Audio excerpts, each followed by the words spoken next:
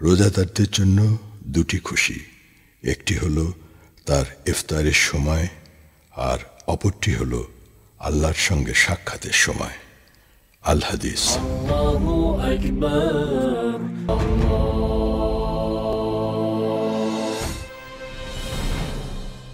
اللهم آمين. ربنا ظلمنا أنفسنا وإن لم تغفر لنا وترحمنا لنكونن من الخاسرين.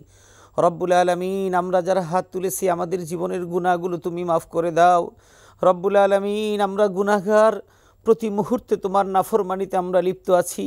আমাদের কত গুনাহ হয়েছে তার কোনো আমাদের হিসাব আমাদের কাছে নেই। রব্বুল আলামিন, একটা দিনের যদি হিসাব তুমি চাও আমরা কেউ দিতে পারবো না। রব্বুল আলামিন, তোমার রাসূল বলেছেন এই মাহে রমাদান পাওয়ার পরেও যারা গুনাহ মাফ করাতে পারলো না তাদের ধ্বংস অনিবার্য।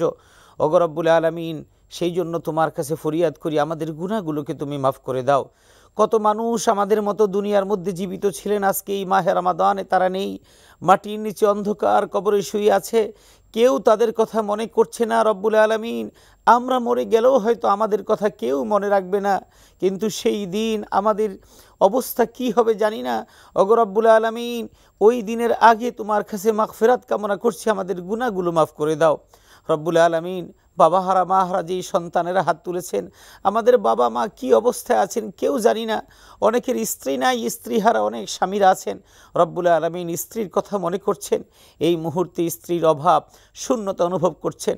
অনেক বোনেরা আছেন যাদের স্বামী দুনিয়াতে নেই, অনেক সন্তানরা আছে, ছোট ছোট মাসুম সন্তানেরা আজকে ইফতার সামনে নিয়ে বসে আছে।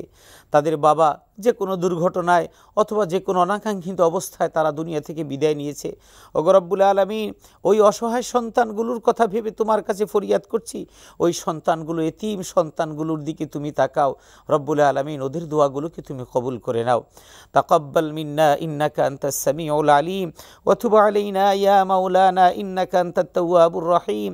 ওয়া সাল্লাল্লাহু আলা নাবিয়িনা মুহাম্মদ ওয়া আলিহি ওয়া আসহাবিহি আজমাইন বিরহমাতিকা ইয়া আরহামার রাহিমিন।